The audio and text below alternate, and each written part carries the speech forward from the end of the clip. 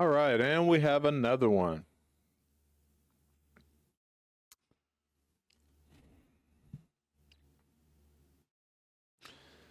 Phoenix officer repeatedly punches and tasers a deaf guy with cerebral palsy.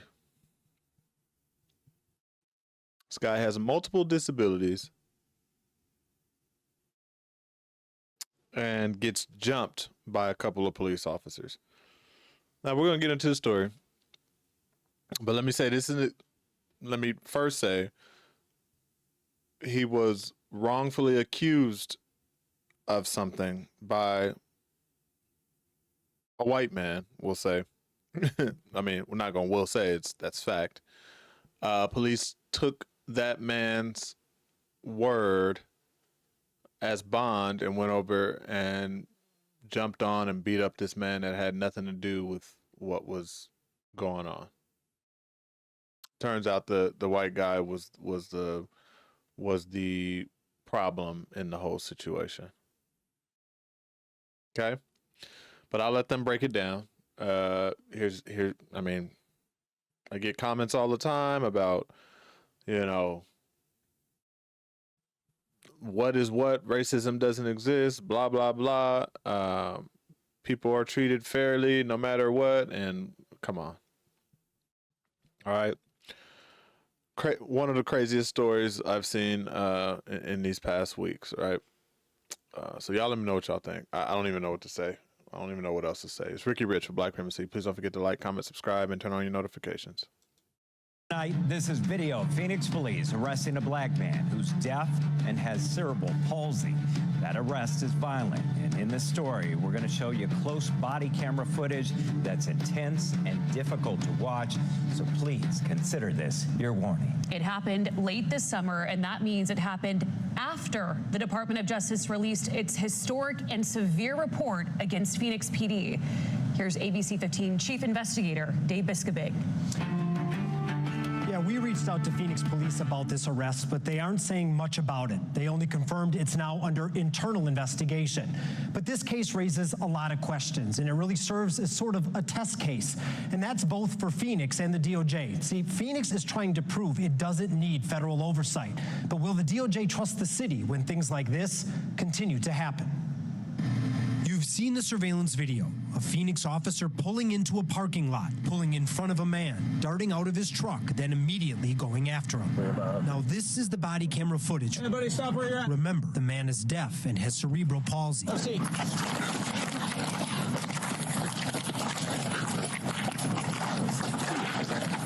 Tase him.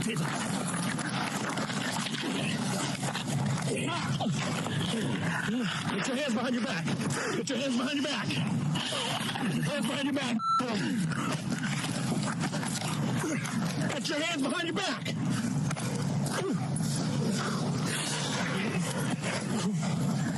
Hold them. Move. Hands behind your back. Hands behind your back. Ultra X-ray taser deploy more units. Hand behind your back! Hand behind your back! God damn, this is hard to watch. Hand behind your back! More, hand behind your back! I can't watch. Hand behind your back! Between the two officers, the man is punched at least 10 times and tasered 4 times.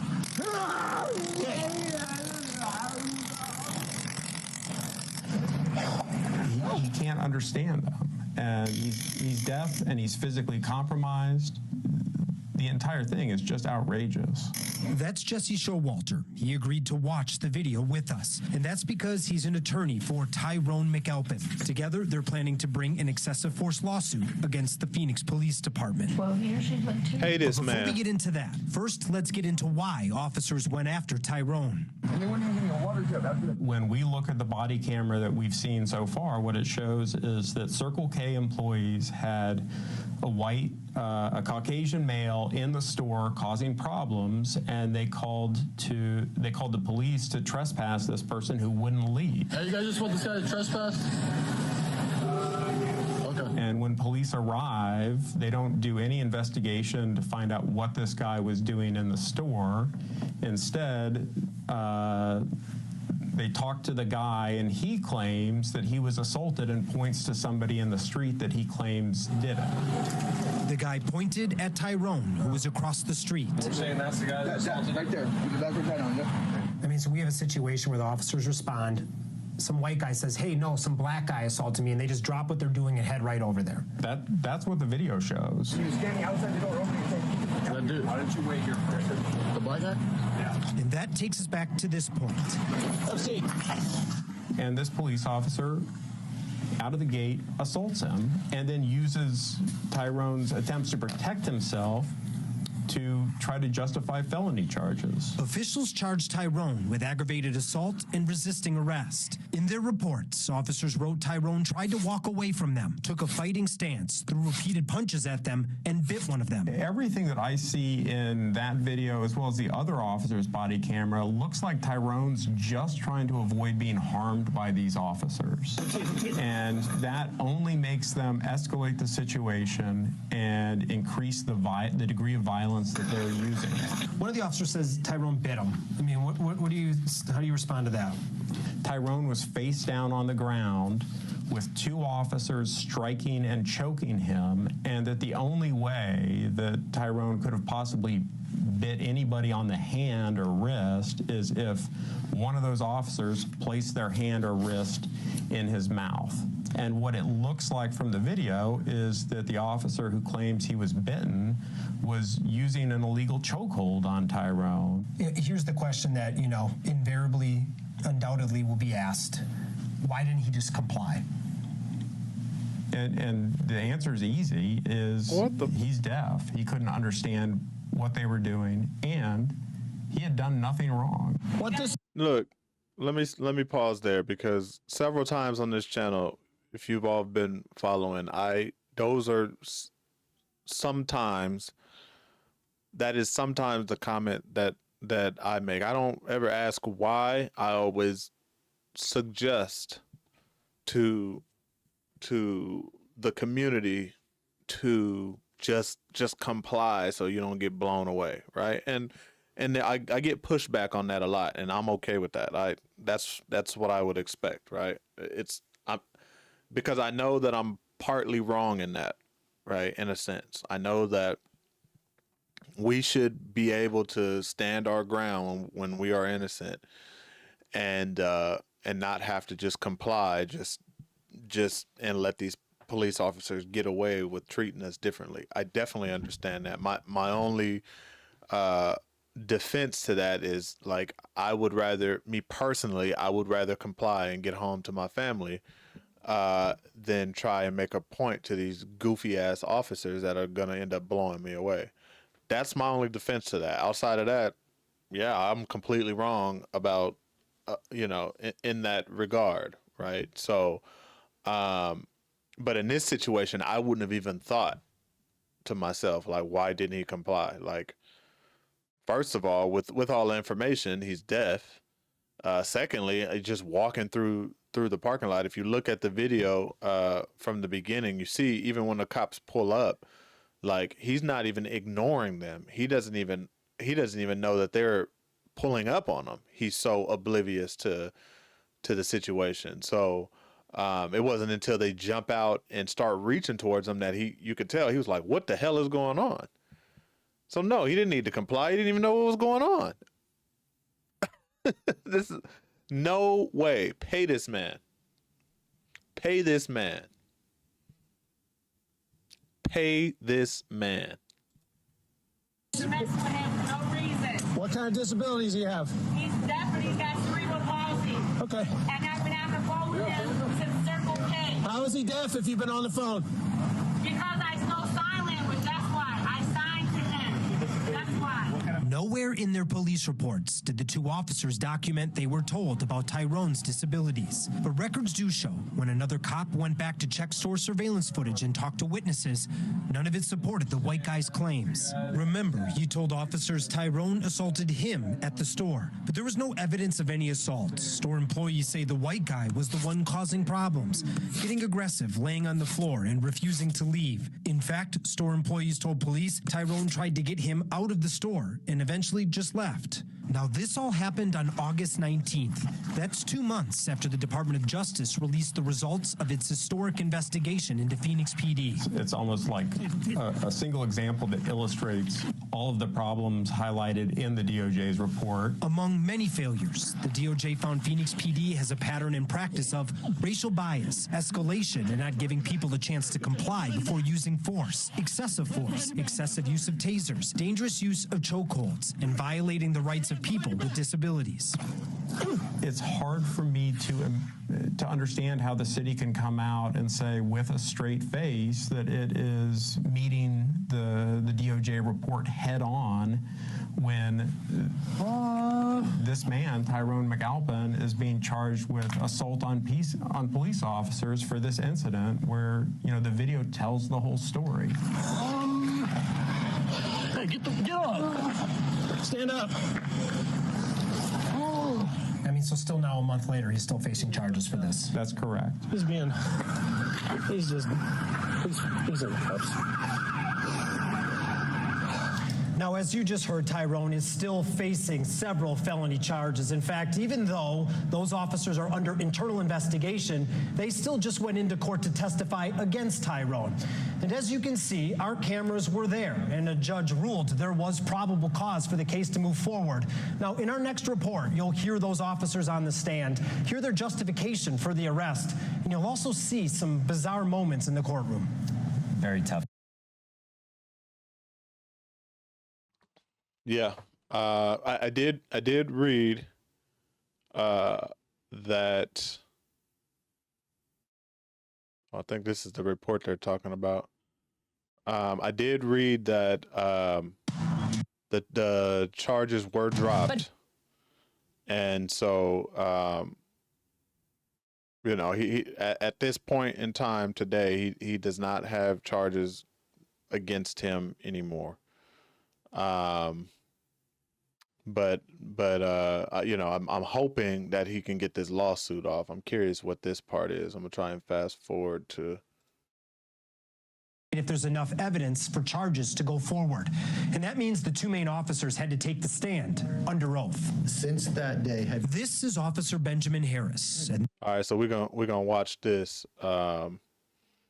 This is the part that they were talking about at the end with the preliminary hearings. We're gonna hear how goofy they sound. All right, so let's continue on. I didn't even know this existed. I'm gonna go ahead and play this.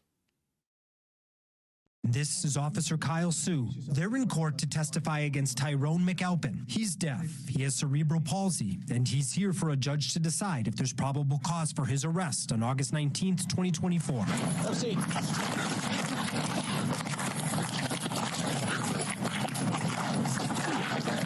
So why did officers go after Tyron? It's because a Circle K called about this guy. His name is Derek, and while Derek was being removed, he pointed at Tyron walking across the street and claimed Tyron had assaulted him. And you didn't confirm Derek's story with any of the witnesses inside? No. Dude, why don't you wait here for a second? Derek's story would end up being false, but in that moment, the officers decided to take Derek's word at face value, leave him, and go after Tyron. We already established that when you pulled into the parking lot and yelled at Tyron, he didn't respond to you, correct? correct. Did you check to see if he had headphones in? I didn't notice. Okay. Did you check to see if there was a reason why he couldn't hear you? No. Did you try to wave him down? No. During your initial interaction with Tyron, you wrote that Tyron raised his hands. Can you describe what that looked like? Yeah, he raised them in a manner that appeared to me he was going to use them to punch me. So he raised his hands like this? No, he didn't. I'm glad they showed this side by side while he's sitting there BSing. He raised them to stop to protect his body from being harmed. That was a defensive raise. That wasn't a square off. He wasn't swinging at him. He was falling back, as you could see. He raised them in a manner that appeared to me he was going to use them to punch. He was leaning back as if to defend himself from someone lunging at him. But I don't need to say that. I mean, we see it clear as day. I just found it funny that the cop knows. The cop knows he sounds ridiculous. Me. So he raised his hands like this? No. Can you demonstrate again, please? Yeah, he raised them in a manner that appeared to be ready to strike me. So what that communicated to me is I was about to get assaulted, not that someone was giving up. Now, is it possible that Tyron raised his hand to protect himself from your punches? That's not what his body language communicated to me. I'm asking you if it's possible. Are you saying it's not possible? I don't know if it's possible. So just underneath my ring finger at that. If you've noticed the cast on Officer Harris's hand, it's because he broke his finger arresting Tyron. And at the end of his testimony, the prosecutor asked Officer Harris how all of this could have been avoided. The defendant had just put his hands down or said, I can't hear, or I need to write, or something like that. What would you have done? I would have had him sit down, made motions with my hands to have him sit down, and then I would have gotten a pen. You wouldn't have paper and pen out for him.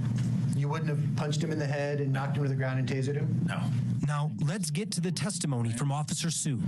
As I was going to pull in the park, I looked over and observed the defendant actively swing at Officer Harris, and then as I was putting my car in the park, and I jumped out and ran over there. Sue's body camera fell off, but during the arrest, he testified that Tyron bit his hand. Can you hold up your hand high so we can see, show the judge exactly, point where it was that he bit you?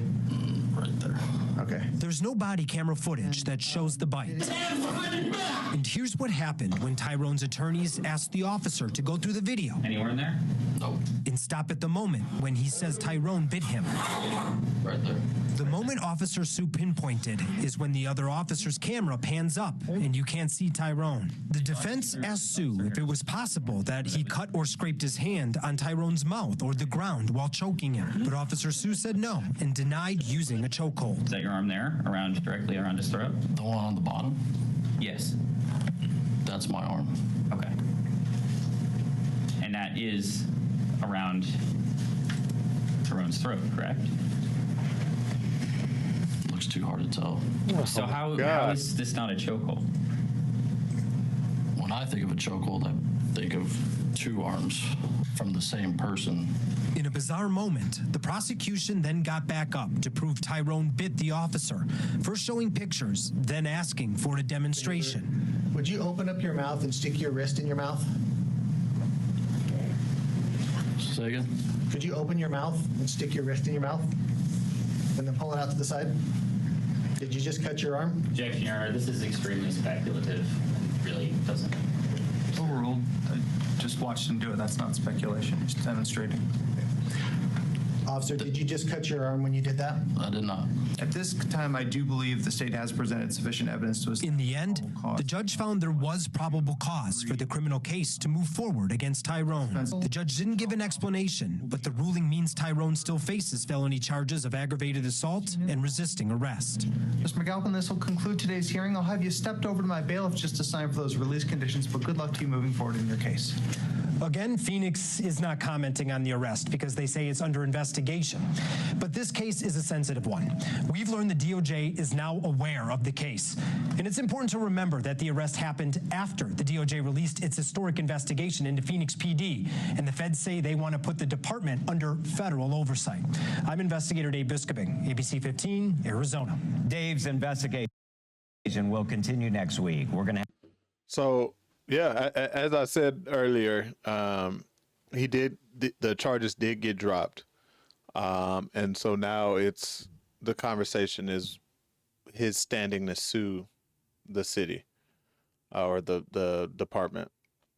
But I mean, that to me, that's wild. Like the judge could even watch all of those videos, and hear all those goofy testimonies and still try move the case forward and not throw it out then and there.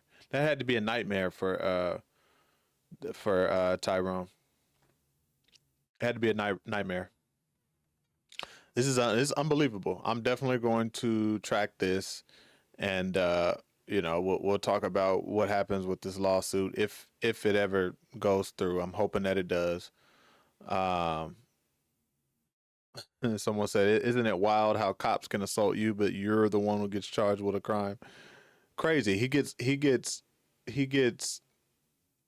the finger pointed at him. The guy basically lied to the police officers on him. Then he gets beat up jumped by two police officers. Video clearly shows everything. Evidence clearly shows everything. He still gets charged. Again, charges were dropped, but not as of this video. Crazy. I can't make this up. All right. I can't make this up, but I'm gonna track it. I'm gonna follow it, and I'll update y'all. Y'all let me know what y'all think. All right. It's Ricky Rich with Black Primacy. Please don't forget to like, comment, subscribe, and turn on your notifications.